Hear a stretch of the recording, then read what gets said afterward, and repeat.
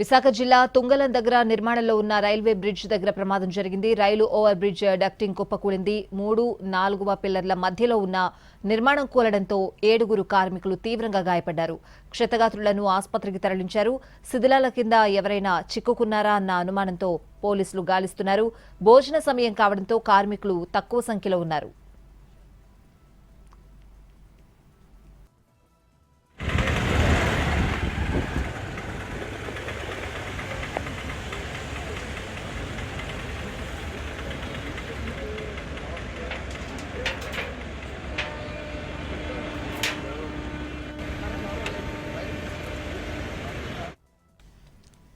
Railway bridge కూలిన ఘటనపై మరింత సమాచారం అడిగి తెలుసుకుందాం. మా ప్రతినిధి చిరంజీవి ఘటనా స్థలం దగ్గర నుంచి లైవ్ లో సిద్ధంగా ఉన్నారు. చిరంజీవి, ఏంటి పరిస్థితి?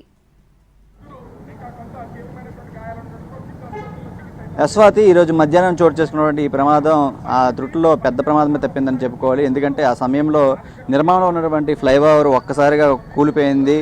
ఇది గత 6 సంవత్సరాల నుంచి కూడా ఈ నిర్మాణం ప్రక్రియ జరుగుతూ ఉంది. అయితే తాజాగా ఇప్పుడు 3వ నెంబరు 4వ నెంబరు పిల్లర్స్కి సంబంధించి ఈ ఫ్లైఓవర్ ఏదైతే నిర్మాణం జరుగుతున్న సమయంలో సిమెంటు అంతా కూడా స్లాబ్ వేస్తున్న సమయంలో ఒక్కసారిగా చాలా వెయిట్ ఎక్కువగా పెరగడంతో అదంతా కూడా ఒక్కసారిగా కూలిపోయింది. అయితే ఈరోజు ఆదివారం కావడం, అందులోనూ 10 మంది కార్మికులు ఇక్కడ పనిచేస్తున్నారు. వారిలో 7గురికి కొంచెం ఎక్కువగా ఇంజురీస్ అయ్యాయి. తర్వాత మిగతా 3 కూడా త్రుటిలో తప్పించుకొని బయటపడడంతో స్వల్ప ఇంజురీస్తో స్థానికంగా ఉన్నటువంటి ఒక ప్రైవేట్ హాస్పిటల్లో చికిత్స పొందినటువంటి పరిస్థితి కనిపిస్తుంది. అయితే ఈ ఘటనతో ఒక్కసారిగా వీళ్ళంతా కూడా చాలా భయాందోళనకు గురయ్యారు. ఎందుకంటే ఆ పైన ఉన్నటువంటి వెయిట్ అంతా కూడా ఒక్కసారిగా పడుంటే మాత్రం వాళ్ళ మీద అంతా పడి ఉంటే ఇంకా శిథిలాల కింద మొత్తం అంతా కూడా ఉండిపోయే అవకాశం ఉంటుంది. మనం చూస్తున్నాం.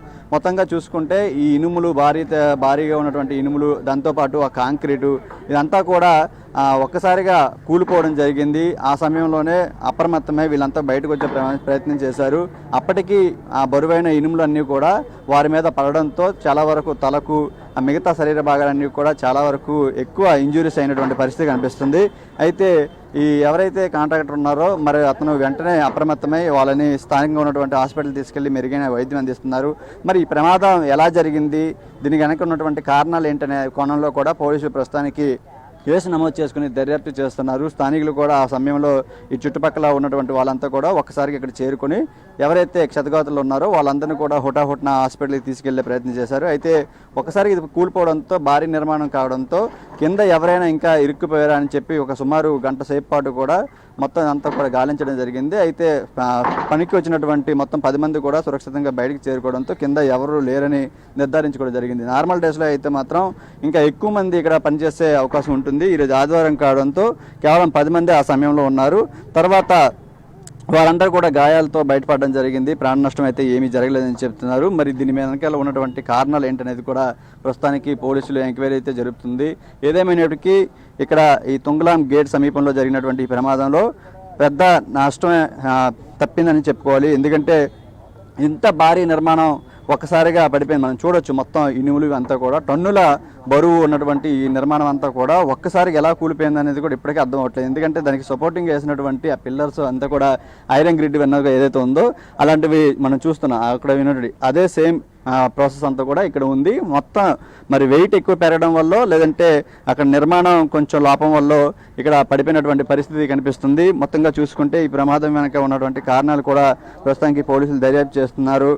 కాంట్రాక్టర్కి సంబంధించి ఇక్కడ నిర్మాణం 6 సంవత్సరాల నుంచి చేస్తున్నప్పటికీ ఈ మధ్యకాలంలో ఎప్పుడూ ఇలాంటి జరగలేదు. మరి ఇప్పుడే ఎందుకు జరిగింది, తీసుకోవాల్సిన జాగ్రత్తలు తీసుకోలేదా, అందువల్లనే ఇది జరిగిందా అనే కోణంలో కూడా ప్రస్తుతానికి పోలీసులు దర్యాప్తు చేస్తున్నారు. ముందుగా అయితే మాత్రం క్షతగాత్రులను మెరుగైన వైద్యం అందిస్తున్నారు.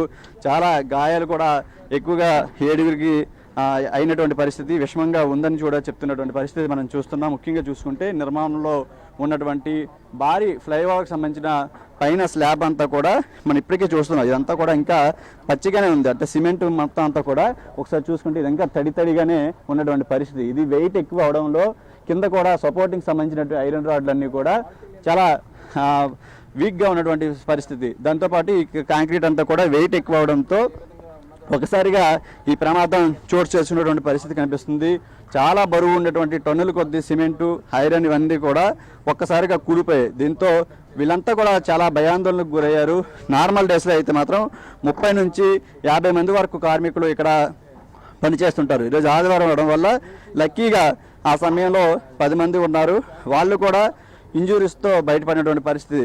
ఇంత వెయిట్ కింద కార్మికుల మీద ఒక్కసారి పడితే ఏ ఒక్కరు కూడా మిగిలిన పరిస్థితి ఏర్పడింది. అది మరి ఈరోజు అదృష్టవశాత్తు తప్పించుకున్నటువంటి పరిస్థితి కనిపిస్తుంది. మరి భవిష్యత్తులో ఇటువంటి ప్రమాదాలు చోటు చేసుకోకుండా కాంట్రాక్టర్ ఎవరైతే ఉన్నారో సంబంధిత వీళ్ళంతా కూడా తగిన జాగ్రత్తలు తీసుకోవాలి. ఎందుకంటే ఇలాంటి నిర్మాణాలు చేపట్టేటప్పుడు ఖచ్చితంగా కార్మికులకు కూడా పూర్తిగా దీని మీద అవగాహన కల్పిస్తూ, అంతేకాకుండా తీసుకోవాల్సినటువంటి జాగ్రత్తలు, వెయిట్ ఎక్కువ ఉండేటప్పుడు తీసుకోవాల్సినటువంటి ఐరన్ సపోర్టింగ్ అంతా కూడా పక్కాగా ఉండేలా ఏర్పాటు చేసుకోవాలని చెప్పి స్థానికులంతా కూడా కోరుతున్నారు.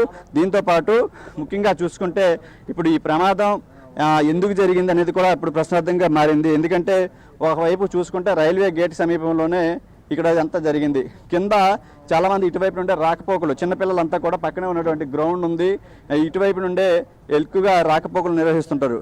ఒకవేళ వాళ్ళు ఇక్కడ ఉన్నటువంటి సమయంలో జరుగుంటే ఇంకా ప్రమాద తీవ్రత ఖచ్చితంగా పెరిగి ఉండేది అని భయపడుతున్నటువంటి పరిస్థితి కనిపిస్తుంది. ముఖ్యంగా చూసుకుంటే ఇక్కడ స్థానికులు కూడా చాలా వరకు భయాందోళనకు గురవుతున్నారు. ప్రస్తుతానికి మనం చూస్తున్నాం, స్థానికంగా ఉన్నటువంటి నేతలు కూడా ఇక్కడికి వచ్చి మొత్తం సంఘటన స్థలాన్ని పరిశీలించడం జరిగింది, పరామర్శించడం జరిగింది. ఎవరైతే హాస్పిటల్లో చికిత్స పొందుతున్నారో వాళ్ళని కూడా పరామర్శించినటువంటి పరిస్థితి మనకు కనిపిస్తుంది. ముఖ్యంగా ఈ ప్రమాదానికి గల కారణాలు ఏంటనేది అన్వేషిస్తున్నారు. ఇంకా చూడొచ్చు, ఈ కాంక్రీట్ అంతా కూడా ఇంకా తడిగానే ఉంది. ఇంతటి చాలా అజాగ్రత్తనే చెప్పుకోవాలి. ఇలాంటి అజాగ్రత్త వల్ల చాలా వరకు ప్రమాదాలు చోటు చేసుకునే పరిస్థితి కనిపిస్తుంది. దీనికి సంబంధించి స్థానిక నేతలు కూడా ఉన్నారు, వాళ్ళతో కూడా మాట్లాడే ప్రయత్నం చేద్దాం. సార్, ఏ విధంగా చూడాలి సార్ ఈ ప్రమాదానికి సంబంధించి? ఎందుకంటే గత కొన్ని సంవత్సరాల నుంచి ఈ బిల్డింగ్ అంతా కన్స్ట్రక్షన్ అంతా జరుగుతుంది, మీరు ఎలా చేయాలి సార్? ఏ విధంగా చూడాలి? ఇది జరిగి ఈ వర్క్ స్టార్ట్ అయ్యి 1 year అయింది. స్టార్ట్ అయింది నుంచి కూడా దీన్ని ఇన్స్పెక్ట్ చేసినటువంటి ఆఫీసర్స్ లేరు. చాలా ఇప్పటిదాకా ఇంత సంఘటన జరిగింది, 3 గంటలైంది, ఎవరు కూడా ఇక్కడికి రావడం జరగలేదు. దీని మీద రాబోయే రోజుల్లో ఇన్స్పెక్ట్ చేసి కాంట్రాక్టర్ని చూస్తాం. మనంతా నాసిరకమైనటువంటి కన్స్ట్రక్షన్. రైట్, ఇది మనం ప్రస్తుతం చూస్తున్నాం. ఈ ఘటన మీద ప్రస్తుతంగా సంఘటన స్థలాన్ని పరిశీలించిన తర్వాత ఈ ప్రమాదానికి కారణాలన్నింటినీ కూడా ఖచ్చితంగా అన్వేషించాలి.